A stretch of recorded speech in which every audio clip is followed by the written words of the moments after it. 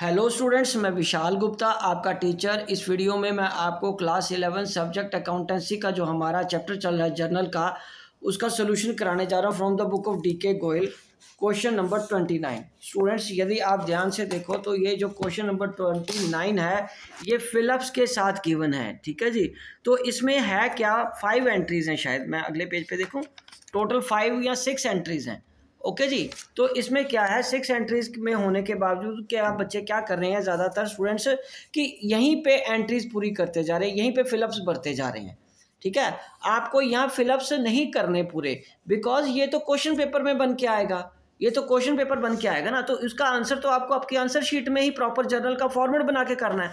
तो इसलिए आपको यहाँ इसको नहीं अटेम्प्ट करना, इसके लिए प्रॉपर फॉर्मेट जैसे चाहिए आपको वैसे ही करना है। ठीक है, तो उसके लिए प्रॉपर फॉर्मेट जैसे हमें आंसर बाकी क्वेश्चंस के आंसर्स के लिए बनाया है, वैसे ही मैंने ये बना लिया है इसका आंसर। ठीक है जी, ये देखिए, तो ये बन गया इसका फॉर्मेट। क्वेश्चन नंबर 29 का ये आएगा जर्नल, ये आ जाएगा सीरियल नंबर है यहाँ पे, ये particulars, ledger folio, debit rupees, credit rupees.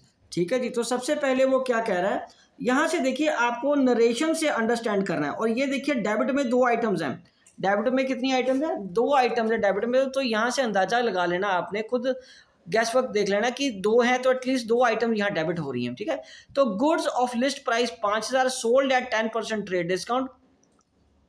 ठीक है जी, एंड 2% कैश डिस्काउंट। तो इसका मतलब सामान जो बिका है उसमें सबसे पहले क्या आएगा, 2 डेबिट ऊपर बता रहा है, तो ये आ जाएगा cash account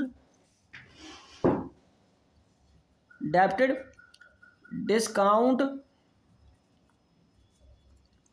allowed, account debited, to sales. ठीक है जी, तो सेल्स का आ जाएगा। अब यहाँ पे वो क्या कह रहा है कि उसको लिस्ट प्राइस कितना है, यहाँ नरेशन तो चलो लिखी हुई है, नरेशन तो आप वहाँ से देख के भी वैसे ही लिख लोगे, मैं आपको कैलकुलेट कर देता हूँ वो अमाउंट कैसे आएगा। आपका लिस्ट प्राइस कितना है 5000 का, उसमें से 10% ट्रेड डिस्काउंट कट गया 500, तो कितना बच गया 4500। 4500 का सेल्स अकाउंट में चला जाएगा आपका। ठीक है जी, 4500 सेल अकाउंट में चला जाएगा। उसके बाद इसका लेस 2% सीडी कैलकुलेट कर लो। 4500 का 2% सीडी कितना हो जाएगा, 90 रुपये। ठीक है ना, तो ये 90 रुपये डिस्काउंट कटने के बाद आपके पास आ जाएगा 4410। ठीक है, तो 4410 और 90 रुपये ट्रेड डिस्काउंट के बाद ये एंट्री आपकी बन जाएगी। और उसके बाद अब दूसरी एंट्री देखते हैं। दूसरी एंट्री में क्या करना है आपको, दूसरी एंट्री में यदि आप देखो क्या लिखा है उसमें, the purchase of motor car for ₹80,000 and the payment of ₹5000 as repair charges on it. एक मोटर कार खरीदी है और उस पे आपने 5000 रुपया खर्च किया है और entire payment is made by cheque. तो ये सीधा मोटर कार में ही जाएगा, क्योंकि जो इमीडिएट रिपेयर होती है वो उसी का ही पार्ट होती है। मोटर कार अकाउंट को हम डेबिट कर देंगे एंड टू बैंक अकाउंट कर देंगे। ठीक है जी, तो ये आ जाएगा 85,000। ये कितना आ जाएगा, 85,000 आ जाएगा। ओके, तो क्योंकि उसमें 80,000 प्लस 5,000 रुपया जो उसका है वो 85,000 आ जाएगा। तो इसमें जो नरेशन ऑलरेडी गिवन है वो पूरी की पूरी वैसे ही लिख देना। ठीक है, इसलिए मैं नहीं लिख रहा, मैं आपको वो चीज़ लिख के दे रहा हूँ कि how to calculate the amount. Students, बहुत सिंपल क्वेश्चन है, लेकिन आपको ऐसा क्वेश्चन मैं जानबूझ के करा रहा हूँ क्योंकि एक बार आपको करा देता हूँ। पेपर्स में भी आजकल इस तरीके के क्वेश्चन ज़्यादा आ रहे हैं। ठीक है, चतुर्वेदी को 5000 डेबिट किया टू कैश। ठीक है, यहाँ पे जितनी इंफॉर्मेशन है पहले वो तो लिखें। चतुर्वेदी डेबिटेड कितना, 5000 का to cash account and to Chaturvedi का अकाउंट सेटल किया है आपने 3% डिस्काउंट देके।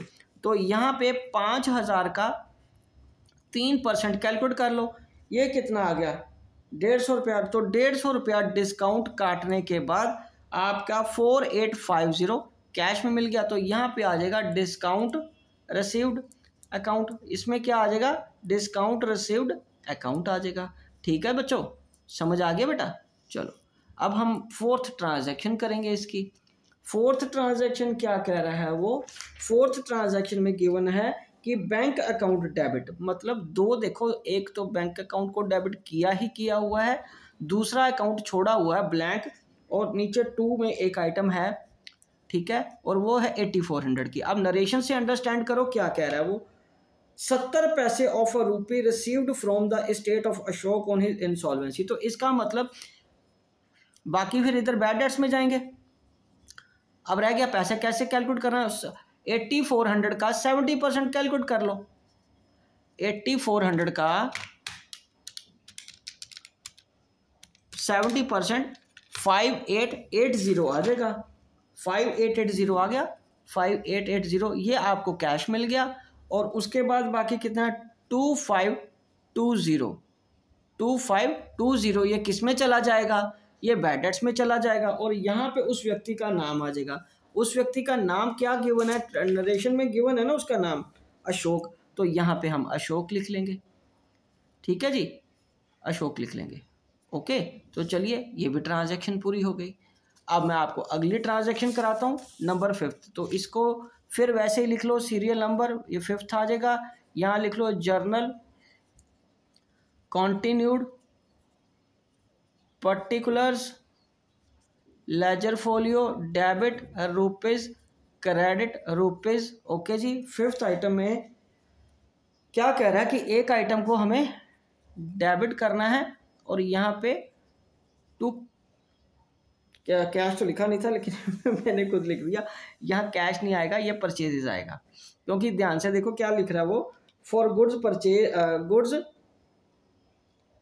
Use by proprietor for personal use, तो यहाँ परचेजेस आ जाएगा। वो ओवर एक्साइटमेंट में मैंने लिख दिया परचेजेस। तो ऊपर तो फिर नेचुरली ड्राइंग्स ही आएगा ना, ड्राइंग्स अकाउंट, क्योंकि पर्सनल यूज के लिए लिखा है, गुड्स लिखा है, तो ये 3000 का यहाँ पे परचेजेस अकाउंट आ जाएगा। तो यहाँ नरेशन फिर वही रह जाएगी जो लिखा है, for being goods used as drawings. ठीक है जी, तो बच्चों ये परचेजेस में जाना आपको पता ना। ठीक है स्टूडेंट्स, परचेजेस गुड्स यूज हुई हैं तो परचेजेस क्रेडिट होगा, कैश नहीं होगा। उसके बाद डैश अकाउंट डेबिट, तो 6th में अकाउंट का नाम नहीं पता लेकिन एक डेबिट किया है, एंड 2 करके बोला है उसने rent due to landlord. Rent due to landlord कितना, 2000 का, 2000 ये डेबिट का है, ये 2000 इधर है, तो यहाँ पे आ जाएगा rent account debit to rent outstanding. Rent outstanding कितना आ जाएगा, 2000 का। ठीक है स्टूडेंट्स, ठीक है जी, समझ आ गया आपको। बस ये करना था। नरेशन तो ऑलरेडी जैसे लिखी हुई है वैसे लिख लेना। तो इसी के साथ स्टूडेंट्स ये फिलअप्स वाला क्वेश्चन भी कंप्लीट होता है। आई होप कि आपको अच्छे से समझ आ गया होगा। आप एक बार ये क्वेश्चन दोबारा करके देखिए खुद, आपको अच्छी तरह समझ आ जाएगा। ओके जी, तो नेक्स्ट क्वेश्चन जो 30th क्वेश्चन है वो हम अगली वीडियो में करेंगे। ओके जी, डन।